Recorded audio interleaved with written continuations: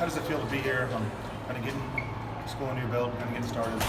It's a pretty great blessing to be able to come to a school like this, a storied program, getting to learn under some great guys. Of course, Dot, he's a pro, and that's a guy that I have to play against, and practice against every day, and along with, some other great players like Marcus, great defenders and stuff like that. So just testing myself at the highest level, it's been great to be able to get this experience to come in the early summer session and try to work and become better as a basketball player. Have you learned anything already from Devon? Oh, yeah. He just told me, stay the course. He says, your first few weeks are going to be a struggle, of course, because I'm coming in from not the most competitive level of high school basketball, and even AAU wasn't as competitive as college. She just told me to stay the course and don't get too low and don't get too high.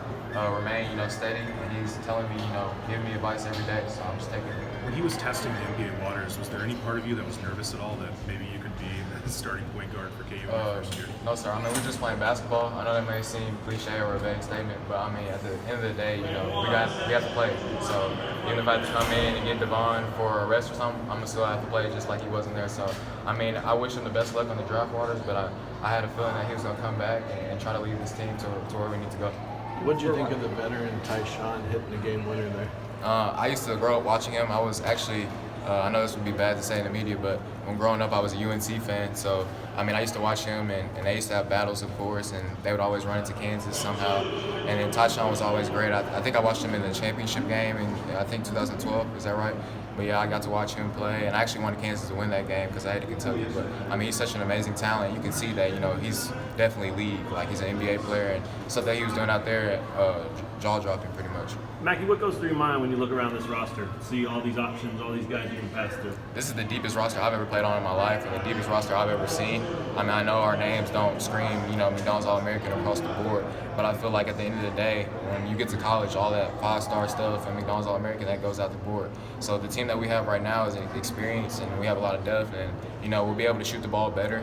It's different out there, but when you see it in the game, you'll be able to see that the improvements that we're making in practice. So when you look at this lineup, you just see experience, you see guys that are ready to go and play each and every day. What's that do for a point guard?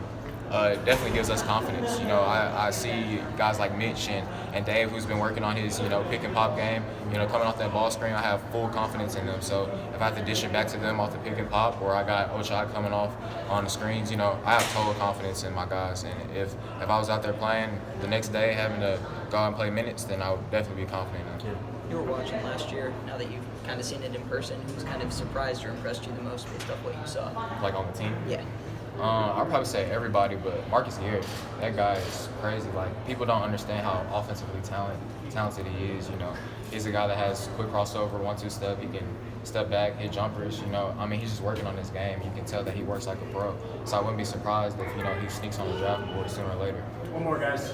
The biggest thing you're working on right now, the one thing that you look at your game, you're like, yeah, I have to improve. Definitely, getting used to the speed and the pressure. I could break anybody down in high school, but now, Devon is pushing me, and then they're telling me to push him, but he's definitely getting on me, and he's telling me, hey, man, we're going to need you. So, getting under me and playing at a faster pace, I'm going to have to get used to that, of course, and, just trying to be me within the game and be aggressive, not be timid. So that's one thing that I'll probably continue to work on the rest of my game. All right, Isaac, thank you. I appreciate you.